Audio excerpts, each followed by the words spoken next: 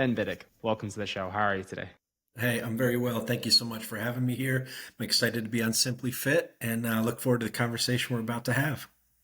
Likewise, we're excited to have you here. And for the listeners who may have not come across yourself before, can you give us a bit of context about who you are and what it is that you do?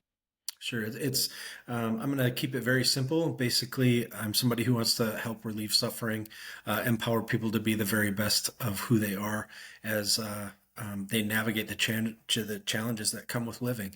And that has taken on various forms in my life. So what I do, there's a long answer to what I do. And it began very early in life when I quickly realized that there are no guarantees um, and nothing is to be taken for granted. And when you live that way, it leads to a profound amount of gratitude. It leads to a profound focus on human relationships and the experience of living. So, who I am is largely about and will always be, to the best of my understanding at this point, um, being aware of the present moment, being engaged and electrified by the opportunity to be alive and aware of it. And that just leads to a million different things as each day unfolds. And so I have a varied history, as you may have encountered there, where basically the opportunities of the day unfold. You take full advantage of those, and you seek ways to empower people, to bring healing to them, to empower them. So I guess I could go into all the details of all the things if you want to get into that at this point, but that's the basic answer of who I am and what I do. And that just takes different forms throughout my life and will continue, I'm sure, forever. But Yeah, that's very nice. It's like you've got a path, like you've got a direction, so to speak, and each thing you choose to do in your life is just one step further on that path, yeah, so to speak. It's not to say that I go into this career because of this is the career I chose at this time. It's that this is the form that it takes in my life right now. And I want to highlight something you just said there as well, which was electrified by the idea of living and being fully aware and present within that as well. It's a beautiful way to look at it, and I really like that as well. And I do want to scroll back those years because of you give us a lot of wisdom and a lot of insights right now, but I'm sure it wasn't always this way. And I'm sure that there were many different paths that took you to this place where you are today. So can you run us back through some of those earlier years where maybe you were starting to discover more of this about yourself and then you started to make choices that aligned with these discoveries? Can you take us a little further back?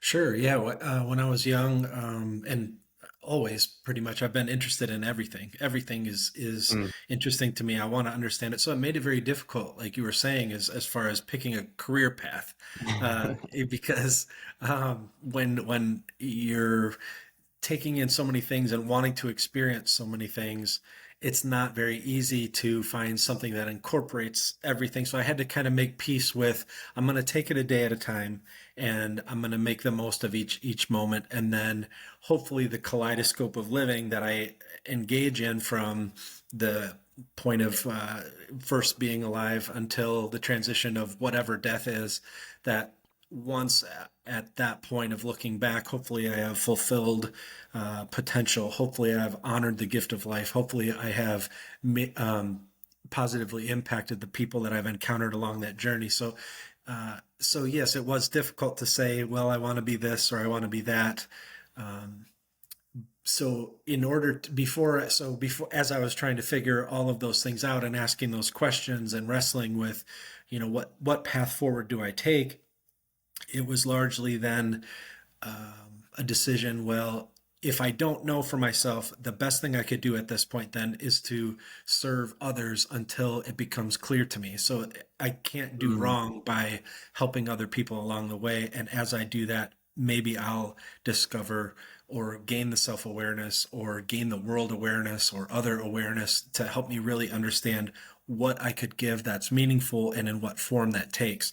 So I studied a basic at college. I studied a basic English communications path initially, and then just felt totally confined and impeded by the whole process of college, then career, then you do this, then you do that.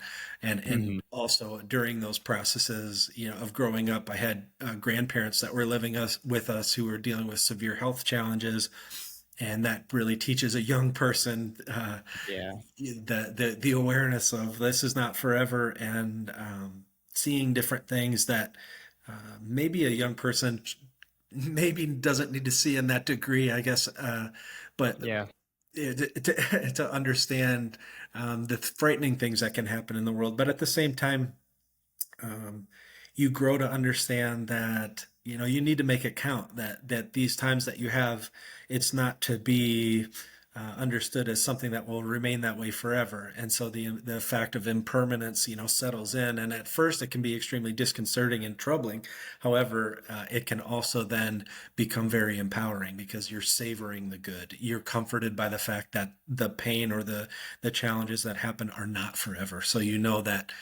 So you have a balance there where you at first it could be traumatic, at first it could be frightening, but then to really learn those skills of, okay, well, this can be a process that doesn't have to be overwhelmingly destructive or frightening. It can actually be empowering, and so that's a lot of what I do in a current situation dealing with people in poverty or addiction or mental illness or all sorts of distressing reactions to stress, transitioning from post-traumatic stress to post-traumatic growth, etc. Well, I'm sure we'll all get into that. But then those Mm. early stages in life, it was it was that path, and then it led to, well, I'm going to serve however I can each day. That to me, I learned a million more lessons than I could learn from reading 16 books and taking tests on it and this and that and gaining a credential and this and that. And those things have their place, certainly. And I have a number of credentials or whatever. But what I've really found is above and beyond all of that is what is your human interaction like? What is your emotional intelligence? How can you relate to people? How can you meet people who are struggling and be a presence of healing and safety for them so that they can grow themselves? And um, I guess I guess that's kind of the bizarre reality when it comes to an employment or a career. I guess those things seem to me to be quite encapsulating and limiting, and so I like to expand beyond those things because it's much more satisfying, it's much more engaging, it's much more electrifying to see someone who has been suffering, to see them journey out from that or grow from that or have a breakthrough, and then to have their entire world transformed just simply by gaining some coping skills or gaining a new perspective on something that literally obliterated their understanding of what was real and important. And when people are reeling from those changes, those are the spaces I love to be in, and those I consider that my well, I guess work. It's not really work, but I consider that my investment or legacy in the world. Ideally, when we talk about Mm. impact or work or those types of concepts, that's kind of how I view it. Yeah, like your area of genius at this moment in time and what you intend to be your legacy thereafter as well. And what I find synonymous to your story from what I've read about you is you're transforming the trauma into empowerment, right? Both Right. physically and mentally. And I've come across a story, and obviously you've co-authored a book of a baseball player as well who had a pretty traumatic event. So you can Yep. run us through that story and also Sure. what implications that had on his life, that had on your life, Yeah. and the whole process of that. I'm very curious about that story. Sure. Yeah. So that was a fantastic situation. So for some of the backstory on that um, on that work that I've done was I was early in college, as we kind of discussed, and I was trying to find really a path for that. I was studying writing, and I had always been writing. I'd always found it to be an extremely powerful way to process the world that I was experiencing, to bring meaning to it, to bring an understanding to what was happening, or gain some self-awareness. And so as I was doing that, there in college then I was 20, 21 years old, and they wanted to give you a degree, but you had to basically write a book for the degree. Oh, And well. I was like, yeah, and it's like, well, I'm 20 years old, I'm 21 years old, what do I know about anything? I don't like anything I'm gonna write is gonna be the most ridiculous, like um pompous, ridiculous thing that nobody's going to want to read. And so basically at that point, I struck out, and I struck out into the world, and just did odd jobs. I traveled around. I saw as many things that I could do. And the goals that I wanted to basically understand was, if I'm ever going to write anything of significance, I want it to be something that um, is powerful. That I want it to be something that is important. I want it to be, if I have a message for the world, I want it to be something where I show it the proper respect before I take down notes on this, or offer as a gift or something of value to the world and to people who need hope, who need their hunger fulfilled, who need actualization and meaning and purpose. For me to get to that point, that was not going to be found at age 20, 21, where I hadn't experienced much at all. So went around, traveled, experienced things, wanted to learn what destroys people, what builds them back up, what message could I give them. And that process happened over time. A lot of different things happened. And then there was a point where, after I had experienced enough where I felt that I finally had a message. It was largely about helping people find resilience, because the challenges were monumental that people were facing. And I had spent time with people in severe poverty. I had spent time listening to people in emergency department exam room beds after they had attempted suicide, or they were grappling with the mixed bag of addiction, mental illness, and suicide, whether it was interviewing people who had been incarcerated. I worked doing medical work in a minimum security prison, in a county jail, in all these different formats where people were in correctional environments where I would, that's a term that we could discuss as well. Maybe in another episode, but people who had violated norms or laws of society, and then been put into this place of incarceration, been impeded, been their behaviors had been dangerous, had been violent, had been very disturbing or predatory, and understanding what led to these things, and hearing the stories of abuse that people had been through, hearing the stories of extreme poverty, trying to decipher the communication of mentally ill people as they were dealing with so many challenges. Talking with sexual assault victims who had been groomed into being trafficked along the lines of the usual process where they don't have a lot of resources. They don't have a protective force in their life. They don't have adults of character and integrity who stand by them, and so they're in the wind. And then they come across people who would seek to exploit their vulnerability, and then that slow progress of grooming, enticing, building trust for exploitation, and then the exploitation and the psychological trauma that comes from that, of being strategically exploited by someone who gives you affection with strings attached. All of those things that happen along the way of how all these people are dealing with these tremendous challenges that our society puts people through. So hearing all of these stories, understanding what tears people apart, what builds them up, what gives them hope when they've lost hope, what what support systems need to be in place to help them be their very best, or overcome some of these tremendous challenges and go on to live fulfilling lives when everybody else has written them off to a large degree, or they themselves have written themselves off. A lot of self-hatred, self-harm, etc.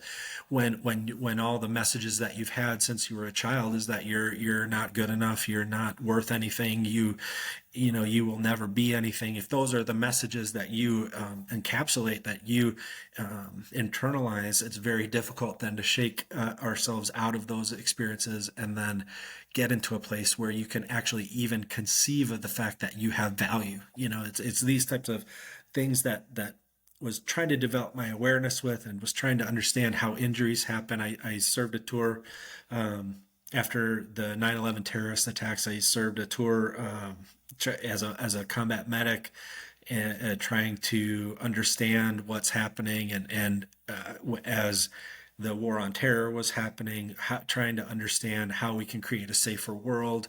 What are the things that we're doing? How do nations react to conflict and attack?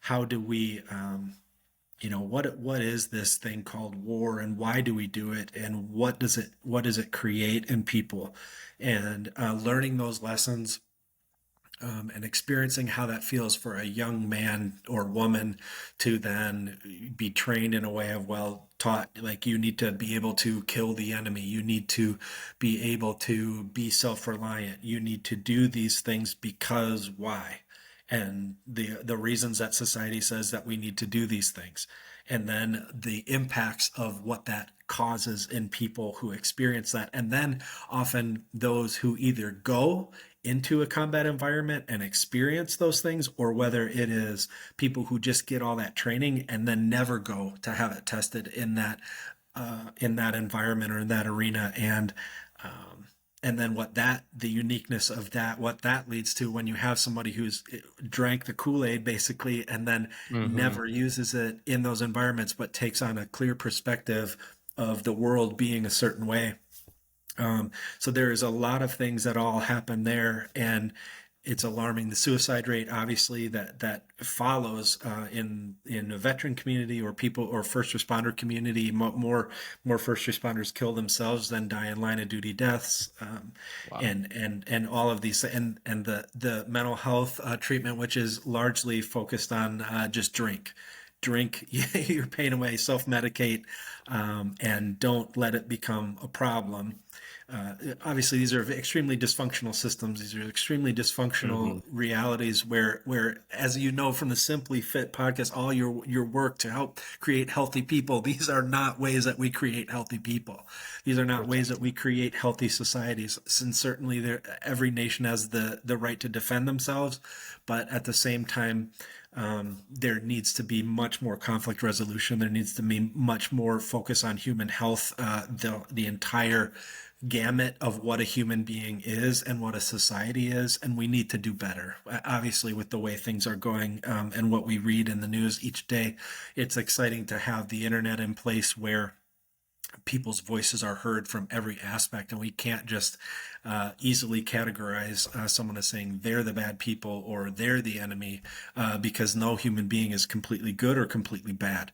And so, so that all being said, all of these experiences were I was infused in the medical environment. I was infused in a mental health type focus. I was focused on very real realities of how people deal with stress, very real realities of how people deal with injuries, of what happens to human beings when they are in a situation of extreme stress. And so all of these, so relationships built, was doing work, doing writing, doing different projects. And at that point, I had kind of discovered, okay, I think I have enough to say of something of value after this. So I want to start to work on this or share this. And an opportunity came my way not long after that, where somebody I had done some writing for recommended me to a gentleman named Adam Greenberg, who is a former Major League Baseball player. He has a very unique story, one of the most unique stories in Major League Baseball, where he his lifelong dream was to be a Major League Baseball player. Ascended Mm-hmm. the ranks of doing that. Had an just profound work ethic where he would literally go to practice, come home, keep doing it, keep practicing. He would do every day. Hundreds of bat swings because he needed to get his bat speed up. His father would be like, "What are you doing? You just had a game. You just had a doubleheader. You just did all this." He's like, "Yeah, but Dad, I need to get better." He's like, "I need to work on my bat speed." And so, regardless of what happens, he was doing that. One time, a unique story that kind of really demonstrates that is his brother was wondering where he was. His brother was walking around the house and was like, "Where is he?" And it was thunderstorming out, and so he was trying to figure out, well, where'd Adam go? And he walked around, started looking for him, and he sees Adam in the middle of a storm they had a swimming pool in their backyard, and he was in the swimming pool working on his bat swings using the water for resistance, right?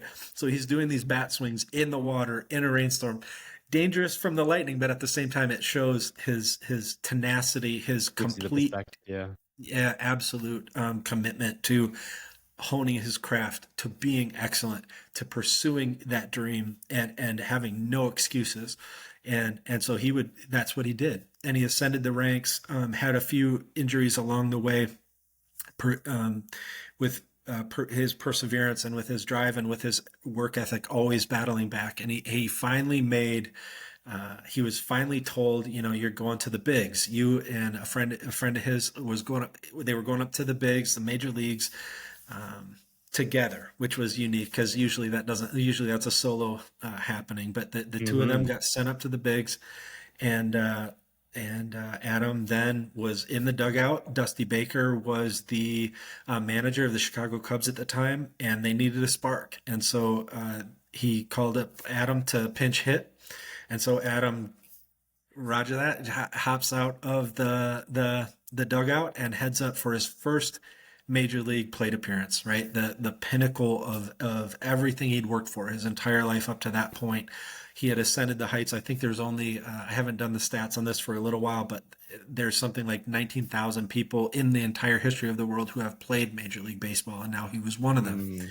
He's walking out onto the field. He's feeling the awareness, the helmet's light on his head. And he talks about this in his interviews, but he just talks about that moment where the culmination of everything he had worked for is in that moment. And so he's walking out. He digs into the batter's box and sets up for that first pitch. And he had recently there was a player who had thrown a curveball to him during a practice or during a practice at bat or during a game, and it looked like it was coming directly to his head, but then it trailed off at the end and sank. And so he was like, the mental messages that he was experiencing at that point were, okay, if he throws it inside, don't embarrass yourself. You're on ESPN right now. like don't like jump out of the batter's box when, if that ball is coming because it's going to sink or whatever. He's running through this whole process in his head, and he's getting a feel for who's in the field, where there's openings, etc. He's processing all of this. And so he digs in and gets ready for that first pitch. And that first pitch came, and it was devastating. It was a 92-mile-an-hour fastball, and it didn't curve. It was high and inside, and it actually, he turned away from the pitch, and it hit him not on the helmet, below the helmet, on directly on the head, under the helmet, and 92 miles an hour. Obviously, with your background in fitness and health, you obviously know the severe damage that happens when you have a 92 mile an Course, hour yeah. projectile that hits you on the back of the head.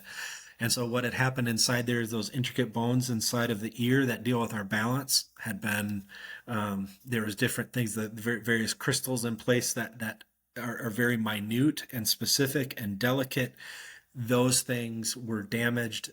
His vision was damaged, and so obviously these are things that you need as a Major League Baseball player Of to course. thrive. You have nanoseconds of time before you have to make a decision whether you're swinging the bat and how accurately you're swinging the bat to make contact with the ball coming at you potentially 100 miles an hour. And so you have that small window of time to, react. And if your vision is off and if your balance is off, that makes it, nearly impossible. So anyway, in the moment that happened, we talked about traumatic stress a little bit here. Well, that was the first pitch that he had seen in the major leagues, and it struck him. He went down. He thought that his head had come up, that he thought that there was fractures. He thought that his skull had been fractured, and he literally placed, you can see the video of it, if where he literally has his hands on his head, and he literally feels like in that moment, he describes inside, he was saying to himself, stay alive, stay alive, stay alive, because he felt like his skull had been crushed and that he was holding his head together. Um, Wow. and that's how it felt. And that's what was happening internally. He kept wondering why people weren't getting towels because he figured he'd be bleeding all over. He felt like his hands were wet. He was in that place. And anybody who studies traumatic brain injury knows, when you alter the element of the brain, the different things that can happen there. And so that amount of trauma, that amount of momentum going through a human head, he started to slowly recognize, okay, wait a second, I'm not bleeding out right now. I'm not going to die. And he kind of started to come to. The catcher kind of patted him on the chest, um, and it was awful too, to a certain degree, because his entire family had come to see his first major league game. Entire Of family course. there is literally traumatized. They see their son going through this, awful. And so then he slowly, starts to gain composure again. So that's basically where a lot of that injury then led to him trying to navigate all those injuries to get back to the major leagues. He Because of those injuries, and then because he was never even sent to hospital that night. Like Oh, wow. literally, like the this was before concussion protocols in baseball. This is before Mm. a lot of the awareness of traumatic brain injury and projectiles hitting people at that speed, and etc. So he just basically, does what oftentimes we as men are told to do. You suck it up, you drive on, you take some ibuprofen, you get back at it, and that's it. And the problem was that damage in the ear, the damage of his vision. It took him uh, years to navigate all that, to get the medical community to understand the details of it, to understand ways to actually intervene. He was having blackouts. He couldn't walk sometimes. He was having migraine headaches. It was a tremendous, gut wrenching journey where he had hit the pinnacle of his dream, and in that moment it had all come crashing down. And it took him 7 years. And then there's I won't ruin the ending, but there is a very happy ending where Adam re puts on a Major League Baseball uniform and goes to get an official at bat later. But I'll let people read into that and enjoy that journey um, of overcoming on their own. The book is called "Get Up: The Art of Perseverance" by Adam Greenberg, and I had the honor of helping him tell his story. So Yeah, it's one insane story, and I love the way you illustrated that because I felt like I was right there in the stands watching that whole situation play out. So it's brilliant. And obviously, the big part of his journey was obviously the lead up to getting into the major leagues, but then it was thereafter, and the whole 7 year process of getting at least yeah, back to it. And for many people going through something so traumatic, like you said, that would be right. game over. They might not Yeah, even want to approach that.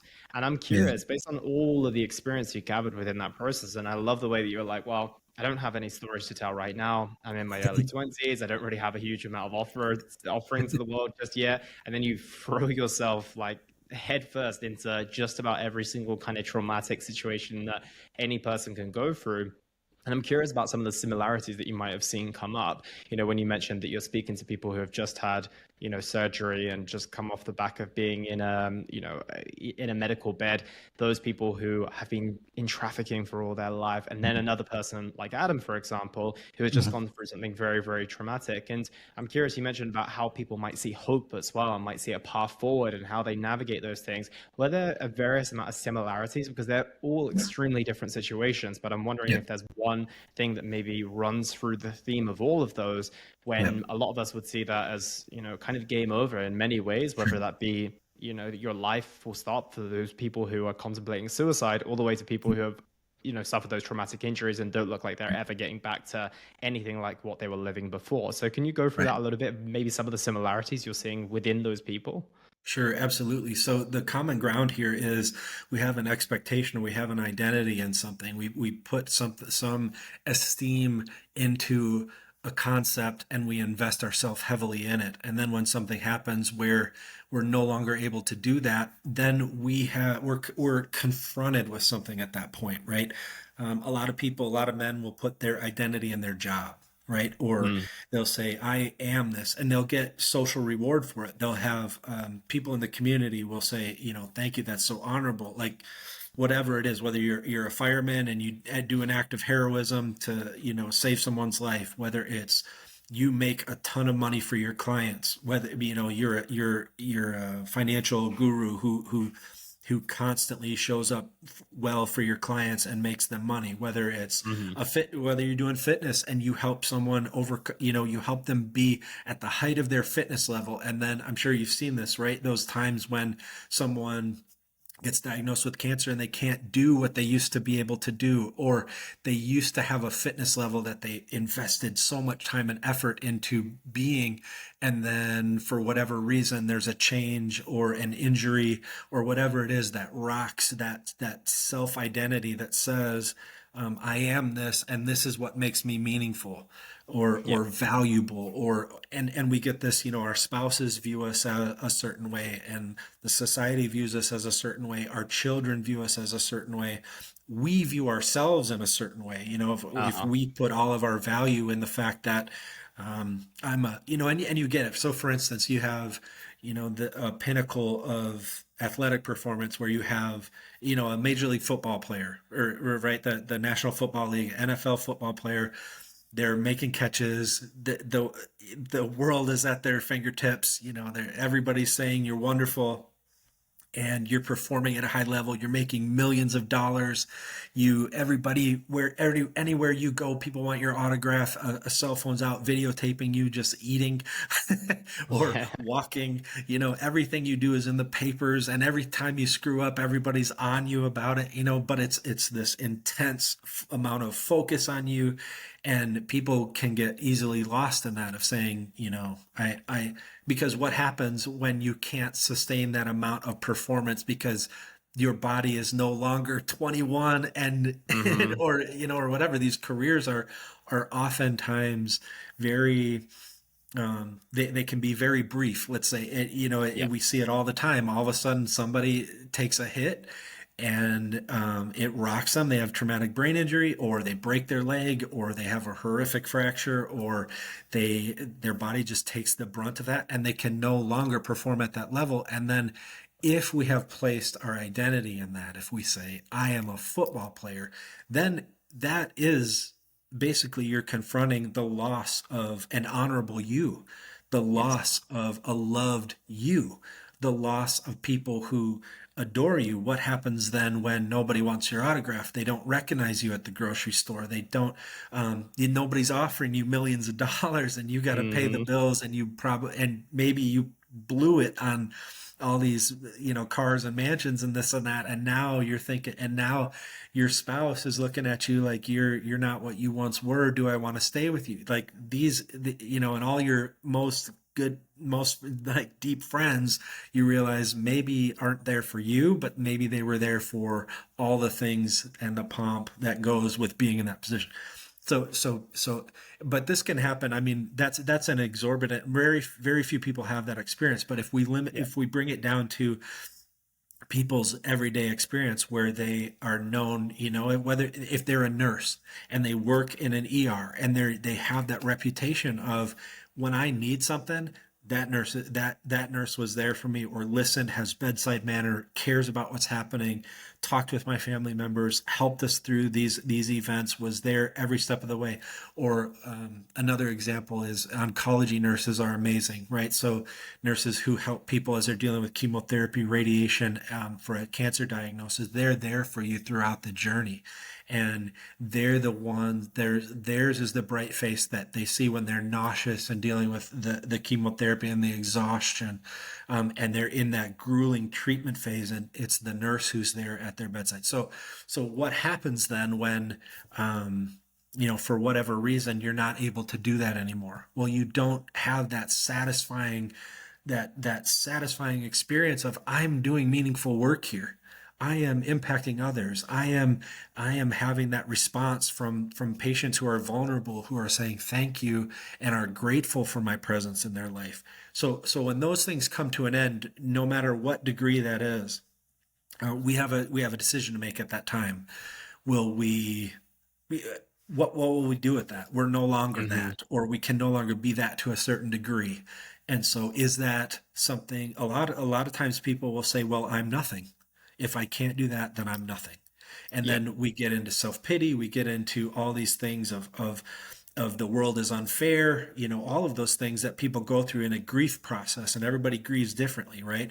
And especially for men, we're told not to show those emotions frequently. We frequently get the message of, if you show your emotions, you're weak. And so if we have, and this happens with people who are first responders or people who have served in the military, get all these people who are saying, well, thank you for your service. It's honorable, like you've done this, all this stuff.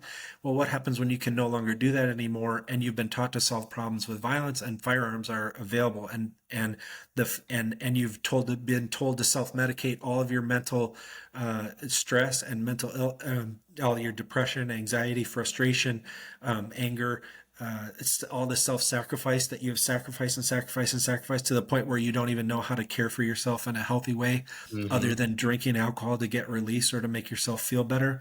And then you throw that mix all together and you have a decreased, a depressed central nervous system from alcohol. You have firearm, which is a lethal means, which is part of your identity. And you have been told that in order to solve problems, you end them with violence. So what happens? You have that problem with yourself. You end yourself, and you do it because you wouldn't do it if you weren't drunk, probably, but you've been taught to drink daily. It's not working anymore. You're not as strong, self-reliant, you're not able to manage all the things that they said you would, and you're not a superhero after all, and so you're not supposed to admit weakness, and you're not supposed to disclose to anybody, hey, I'm not doing well. I'm dealing with a lot of depression. I can barely get out of bed. I hate myself. I'm angry at everyone. I don't know what's wrong with me, and I can't solve this problem. There's no way in hell I'm going to talk with anybody about it because if I do that, I'm weak. I'm a loser. I'm terrible. I'm ridiculous. And so there's an ending that's inflicted, and Mm. this happens all the time. And so what we need to do better, and to kind of get back to what we were talking about here, is we have a choice at that time. What are we going to do with that adversity? Are we going to solve the problem by eradicating ourselves? Are we going to make a choice to stay here? Are we going to find those safe spaces where we have other men and women that we can talk to who accept us, who provide us with psychological safety, who give us the privacy we need to articulate these challenges and say, look, I'm not doing well, who can read between the lines and see that we're not doing well, and with respect and humility come to each other and say, I'm here for you. I want to hear how you're doing. These are the common symptoms that people go through who have been through a similar situation. What is happening with you is a normal response to the things that you've experienced.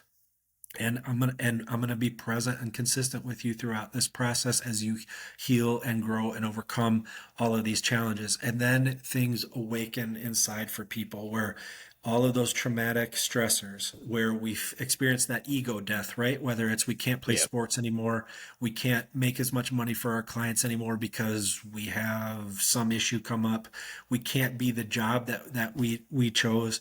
We have to be more of a human being first, and we have to do the work that comes from being more than what we once were. And ultimately in time, if people stick with it, and if people have the support that's present and empathetic and emotionally intelligent enough, we can walk people into a flourishing that they've never even dreamed of experiencing, and that helps people overcome tremendous amount of trauma and challenge. And that is the most satisfying thing in the world, to walk someone back from those experiences. So that's my very long-winded answer to that, Elliot. I'm sorry for for going so long there. Not at all. No, it was a fascinating insight, and it makes a lot of sense. And I think that many times we get those insights into when that's coming up. Maybe it is someone who's coming to the end of their career. Yep, Typically in sports, exactly. we know you are Yep, reaching this certain stage, and you're like, okay, well, these are my glory years, and after this, yep. we don't know what's next. Same with someone who's maybe doing service in the military, right? It's Mhm. usually for certain terms. They can obviously Yep, extend that, but generally speaking, they kind of yep, got an idea. Sometimes they yep, happen suddenly with injuries and all those other type of things, but in some yep, way we kind of know what's coming up. So my perspective here is like, can we get people to a stage where maybe they're approaching their glory years, or when they're towards the back end of whatever they're doing, can we yep. get them into a position where they start preparing them for that next stage? And Perfect. if they don't have that emotional intelligence or that self-awareness in a certain Yep, situation, maybe when you are a nurse, for example, and maybe you yep, don't know something is around the corner, you need to change your job for, you're moving location or whatever that might be, and yep. you're not looked at in the same way. Are there ways in which we can get people prepared to that? before they end up kind of doing these self-damaging behaviors, or it gets even worse than it was that if it was solved, 6 months prior or 6 years prior, in fact. Absolutely. Yeah, I agree. 100% Hmm. controversy for that focus is our mental health. And so when we're isolated, when we experience that, when we have alterations in everything that's happening, we have the speed of change today. The rate of change is so fast today that people are feeling left behind. They're feeling disconnected. They're feeling manipulated and exploited. One of the hugest career paths that people can choose right now is online safety, right? Security, IT security, because of all the different ways that people are attacking and manipulating each other, whether it's online or in person or all these different things. All of these things happen, and we have this reality happen of like it's very difficult to navigate all of this in a to sustain our health over time. And oftentimes what it is simply being around amazing people like yourself, Elliot, who are compassionate, empathetic, really knowledgeable and experts in their field, and who take the time to listen to others and understand where they're at.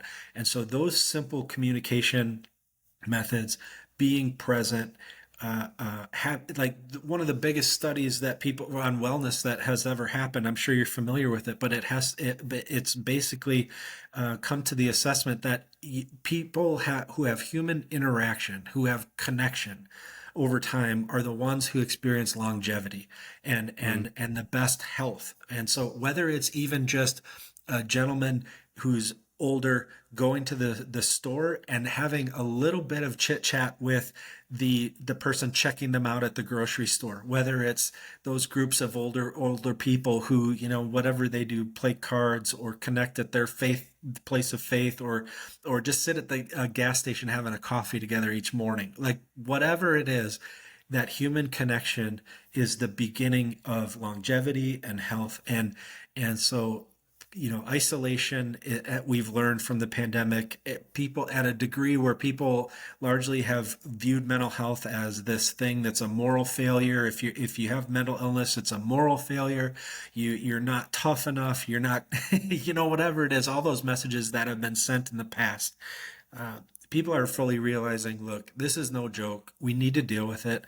It's a common human experience. If you get a cold, you take some over-counter medicine to help you deal with those symptoms. If you break your arm, you get a cast. If you're dealing with depression, you talk with somebody.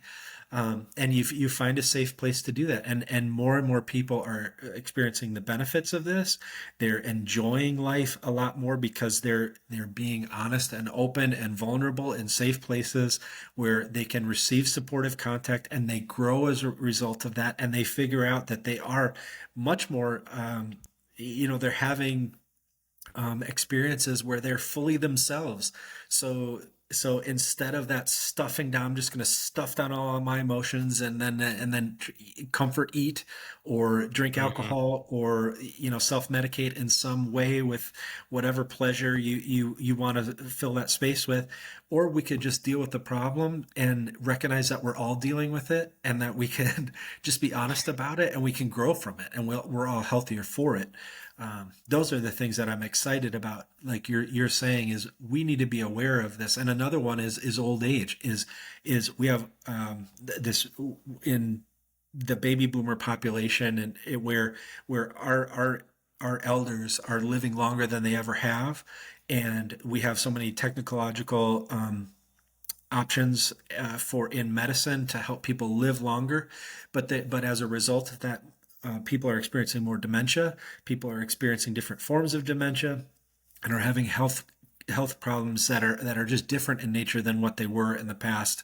And so caregiving is a huge thing, and will be most likely unless we have some major technological advancements when it comes to brain health in the future. Here we're going to be dealing with caregiving as an epidemic need in our society in order to care for our elders. And you have these the sandwich generation where they're raising small children and caring for their elders at the same time. Mm. So the amount of stressors that go on with that, and if you're familiar with those dementia processes, as dementia progresses, the amount of care that's needed escalates significantly. So literally this, a person suffering from later stage to moderate to late stage dementia literally will follow you around. They will seek to leave constantly, having troubles even navigating eating, going to the bathroom. They really need full-time 24-hour care. Their sleep cycles are interrupted. And if as parents already deal with so many sleep deficits just dealing with small children, now if you add that to the mix, it's an overwhelming cocktail where people are just inundated with stressors, and they need the coping skills like you're saying. We need to be proactively invest in each other when we know we're under stress, and aging populations who no longer, and we talk, is revisits us back to our prior conversation where aging populations, I'm not the virile young productive person anymore. I'm old. Hmm. I don't want to be a burden on other people. I feel like I'm just a burden. I can't even do this. I can't even do that. I used to. And then people have that same confrontation. Do I have any value? Is there any point in me being around anymore? And when we flip it and look at, yes, look at all the expertise you have, the experiences that you've had, how much the younger generations need those insights, need your lessons and need your legacy. What have you all learned in living? And give us those nuggets of wisdom. That changes everything, because then there's connection, there's intergenerational connection, there's legacy, there's hope, and daily true satisfaction. So I agree with you 100%. We need to really invest in, and that's what I love doing, is working with organizations where we can see the stressors coming. Stress is happening for this staff, and what I love to do is get into organizations where leaders are in desiring to have staffs that are cohesive, that are empowering one another, that are investing in each other, that when one is, dealing with a lot or something, the other one steps in and says, I got you. I got you. I'll take it. Like you take a break. And so when we do that, then we get those magical, profound experiences where it's true team, where it is truly other human beings being in tune with our needs, us being in tune with their needs, and giving, so that we can all be our very best. And that's where you get job satisfaction through the roof. That's where you retain employees with a loyalty that they will stay even for lesser pay, because they're getting these benefits that go even beyond financial sums. Yeah. And they get what's in the research that I've read, that respect is, the desire for respect is higher than any professional advancement, pay, anything like that at all. The foundation is respect. Interesting. And so if we respect our employees, especially in the healthcare field, um, the way I view it is, if in a healthcare field, if an organization is saying that they are a healthcare expert and give quality healthcare to others, well, we should be able to see that in the people that seek care here, in your Mhm. staff. We should be able to palpably feel an environment that feels healthy when we walk in the door, and inspires us to achieve greater things that we never anticipated possible with our body, with our minds, with how we work together as people. These are the things that are extremely exciting to me, and where all that work in the dark pits of where people are destroyed and reeling with trauma, this is where it goes, and where light just pervades, and where it's exciting to see people light up. I love it. It's the great resignation. The worker has the power right now, and for another 10 years it'll be this way until the millennial generation fills in that 10 million person gap in our workforce. So right now is a prime opportunity for leaders who want to be excellent at what they do. This is the time to show it. This is the time to demonstrate it, because you can't just get another person to fill that slot. You need to make time to have the people in your slots be their very best, and to have cohesive teams, and then accomplish brilliance. And then imagine what you can do when you have a mighty workforce ready to pound on your door to say, I want to work there, because I have heard that it is, the place to be, that it is not just a fulfilling workplace, but like, it's a place where I can grow as a human being in fullness, and my potential can be utilized in a meaningful way. That's what I love. That's what I love to be around and create. Yeah. It sounds like the dream, and it sounds like something that is going to be profoundly impactful, but also at the same time, it sounds like it's a lot of work. It sounds like it's a big, Yep. big mission to Sure. accomplish. So I'm interested in the sense of, if you had to implement, and sometimes, we look towards governmental figures and like bigger picture changes from that perspective, or not even bigger picture, but kind of higher organization changes in order to implement something like that. And we have ministers for health in the UK, which don't seem to do much at all, but that's another story for another day. But if we were to put you in that position where you had the authority, you had the ability, and you had the all the wisdom and experience that you've gained over the years, that you could implement maybe three things that you would say this is going to shift the way that we're going to behave in these industries across the next decade or even 2 decades, like you said, whilst the millennials fill that gap, what would Yep. those things be? Yeah, so this is great. I'm a big believer in it's called Kaizen. I'm not sure if you've studied that or had any guests that talk about Kaizen, but it's those small steps that are huge. Mm, It's when we talk about change management, right? So if we have a challenge and we're seeking to do better in it, right? So people who want to eat better, people who want to cut weight, people who want to have a better relationship, people who want to improve something, they've come to the awareness that what they're doing doesn't work, or that they yeah. want to do better. What they are doing is not quite cutting it. Like I would say, are in the places that I've experienced are in healthcare. How we do it here is basically we focus on we get a diagnosis code. A medical professional evaluates the patient, says this is what's wrong, and then they provide a treatment for that thing that's wrong. And basically then there's all these little codes that are assigned to, if this thing is wrong, then you get this, and that's associated with billing.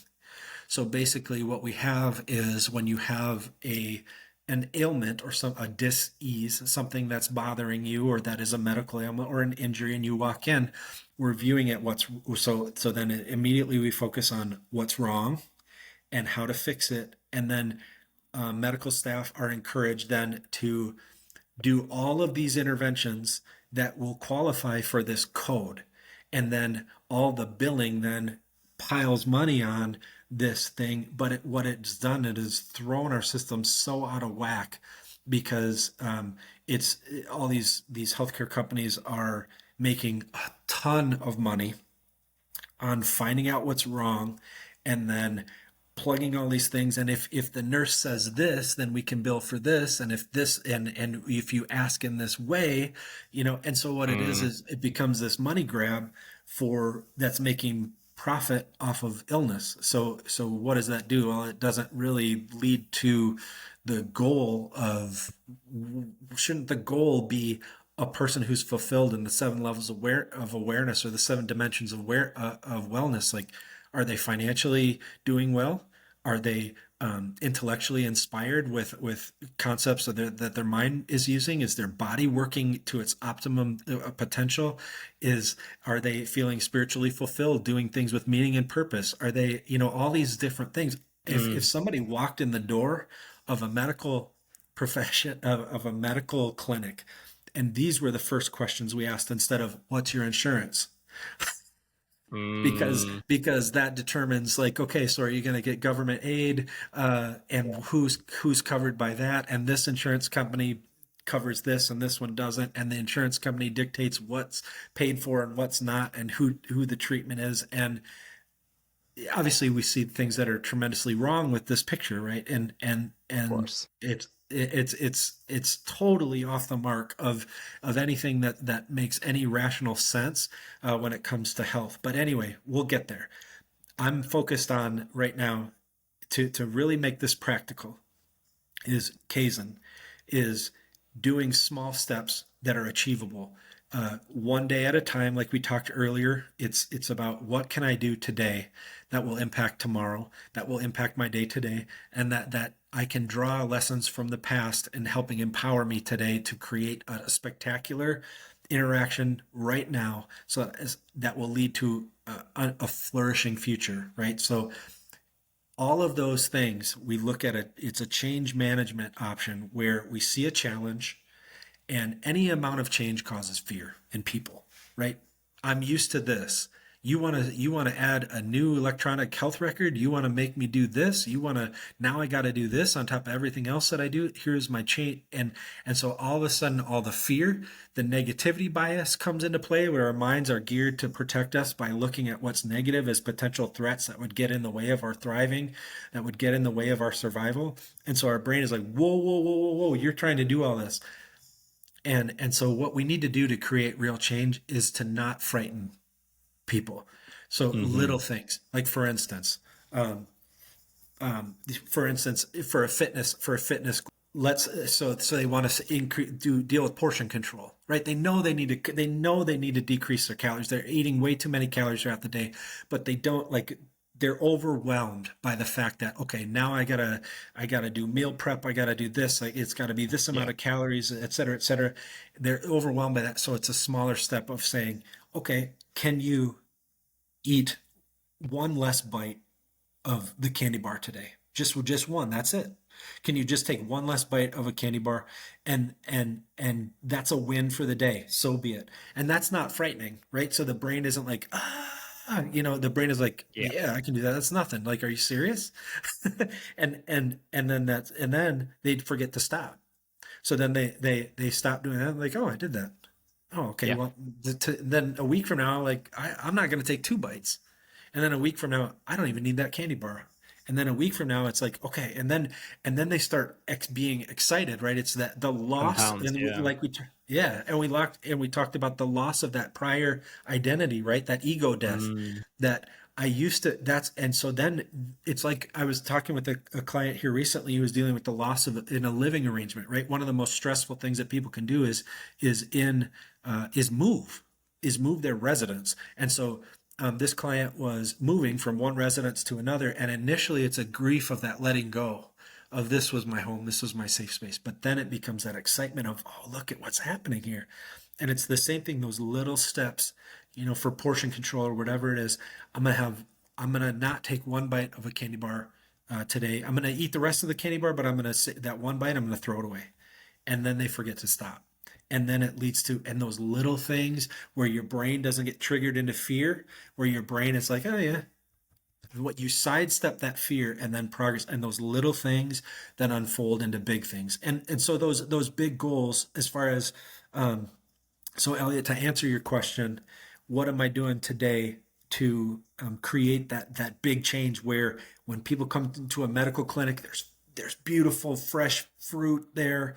There is, people working out in the gym, and you're there like helping them be their very best, and then you have financial advisors over here, and so it's just one stop shop of welcome. Like it's amazing to be alive and aware of it. Like let's enjoy this together, and you have flourishing staff who are welcoming people in, and people are doing things they never dreamed were possible because they've had supportive, psychological safe support, and they're reaching their potential, and they're doing it in a way without fear.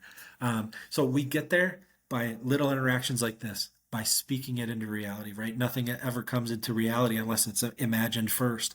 So I think that becomes, once we keep painting this portrait and really demonstrating to people what's possible, then all the details of how that becomes real fills in on themselves. Our brains love questions. So once we experience that, the beauty of what that could be, and then our brain just fills it in, and we collectively in time will get there. But it's those little things each day. So Yeah. that's kind of my thought on that.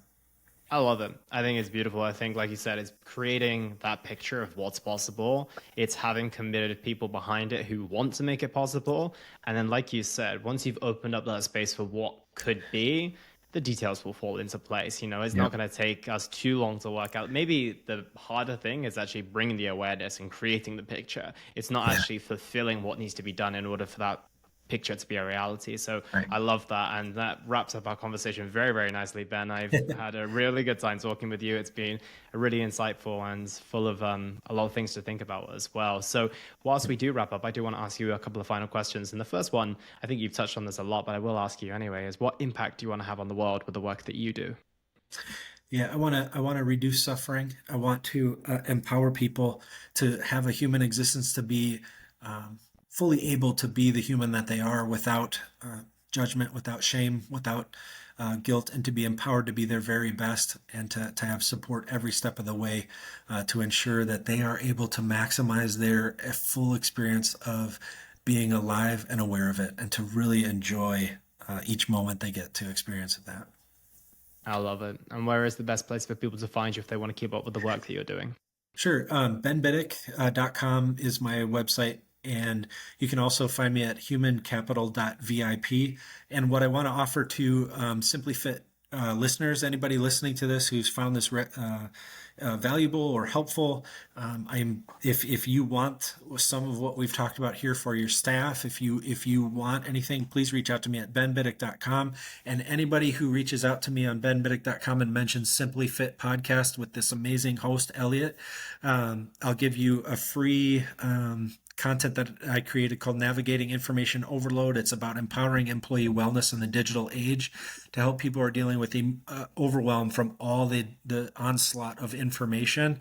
I'll get that to you. And anyone who donates to Central City Cyber School in inner city Milwaukee, it's a school that is 100% minority students, 100% financially challenged students who are dealing with monumental challenges, but the staff there are doing tremendous work.